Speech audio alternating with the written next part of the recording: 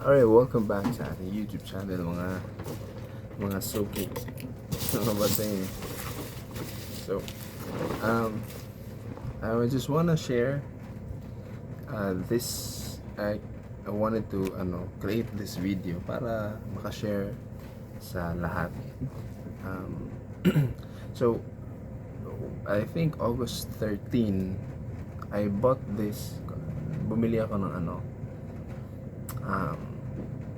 Uwishi, I forgot yung prawn cracker nila na nakalimutan ko yung pangalan, basta medyo orange yung packaging, no? So I bought it sari-sari store, and then yung tinanggap mo lang yung product, and then after you arrive home, parang like shinake mo siya. So napansin ko parang isa lang yung nasa loob. So yun, video ko, binuksan ko, tapos yun, isa lang talaga yung nasa loob. 8 pesos lang yun. Isa lang, one piece of that cracker lang yung nasa loob. So for 8 peso. So good thing is I took a video, and then yun, yung video na to is for me to share na there's always these companies, they aim for good or the highest quality as much as possible, and they don't want na yung customers nila will be very upset. So good thing is na video ko yun yung nangyari. At ito na nga siya, binuksan ko, tapos isa lang yung nasa loob. So I messaged Uwishi sa Facebook Messenger. I sent them the video, and then boom, they apologized, and then they offered a voucher sa Shopee. The only thing is, the voucher is worth 70 pesos, which is nice kasi 8 pesos lang yung binili ko, papalitan nila ng 70 pesos. However, the shipping fee kasi I'm sa Dumaguete is 140 pesos, so luging-lugi ako. So I told them, why would I order sa Shopee nila if I have a 70 peso voucher, but still I'll be paying 140 pesos a shipping fee. So which is I'm still parang talo tayo nun, no? So I told them that, and so they offered na sila na lang yung magpapadala. So they asked for my address, contact number, and yun. So ito na nga, dumating siya kahapon.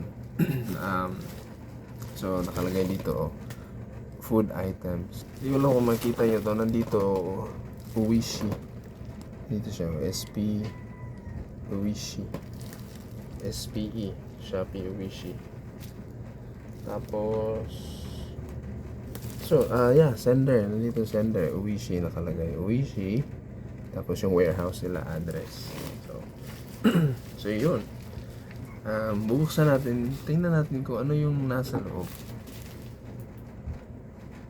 Alam yung hindi ko alam bakit naka 5,000 for quantity. So 4 na item ang nasa loob. Weight is 5,315 grams. So okay, 5,000, so 5 kilos, 5,000 grams, 5 kilos. Oh my God! So, yun, you don't have to parang instead na you can post it on Facebook, pero it's better na message them directly kasi it's not just Uwishi. It happened to me with Jack and Jill too, Mr. Chips. And yeah, it's nicer na instead na diretso ka sa Facebook mag-post, mag-rant, why not message them first? That was legitness. Message them and ask them or inform them about what happened, kasi matitrace sila yan to improve their sa quality ng services nila. So same with other companies, I'm pretty sure. So they don't want their customers to be upset. Tingnan mo, 8 peso lang yun yung product na yun. Tapos tingnan natin kung ano yung pinalit nila, ha? Okay. One eternity later. Box. Saan namin kung ano yung laman ng box. wala akong assistant ngayon kasi may pasok yung anak ko. So, ako lang yung nag-video. Si Mrs. nagbabantay ng bata. So, ako lang. Kaya ganito lang muna. Tsaga-tsaga. Huwag nyo lang pansinin yung nasa likod. Kalat. Alright. Siswitch ko yung video So, ito na nga. Yung nasa loob. So, ano pa siya. Bubble wrap.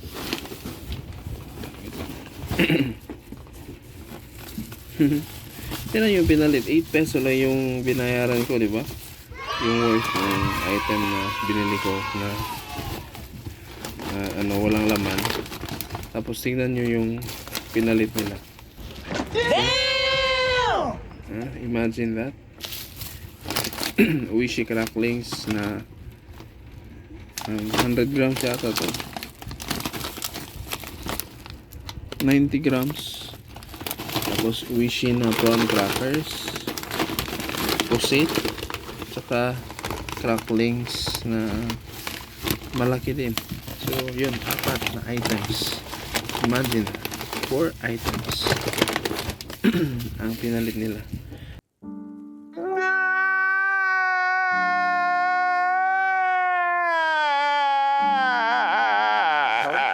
Di ko alam kung ano yung presyohan nito, pero I'm pretty sure sila pa yata yung lugi kasi sila pa yung nag-shipping fee, which is really amazing. So yun, maraming salamat Uishi pag send. So this is too much, to be honest, Uishi. This is too much, but thank you so much.